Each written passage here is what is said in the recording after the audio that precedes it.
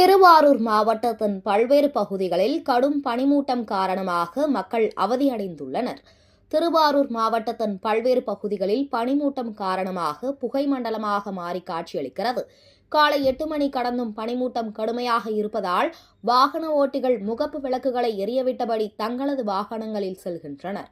மேலும் அன்றாட பணிகளுக்கு செல்வோரும் பாதசாரிகளும் உடற்பயிற்சி மேற்கொள்வோரும் இந்த பனிமூட்டம் காரணமாக கடும் அவதிக்கு உள்ளாகியுள்ளனர்.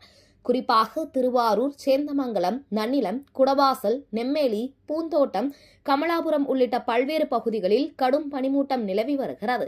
கடுமையான பனிமூட்டத்தின் காரணமாக நீர்நிலைகள் முழுவதுமாக பனிமூட்டம் மூடி மறைத்துள்ளது. மேலும் திருவாரூர் மாவட்டத்தில் தற்போது சம்பா நெல் சாகுபடி செய்யப்பட்டுள்ள விவசாய நிலங்கள், நீர்நிலைகள் முழுவதுமாக பனிமூட்டம் மூடி மறைத்துள்ளது. தொடர் பனியில் காரணமாக நெல் சாகுபடியில் பூச்சி தாக்குதல் அதிகரிக்கும் என விவசாயிகள் வேதனை அடைந்துள்ளனர்.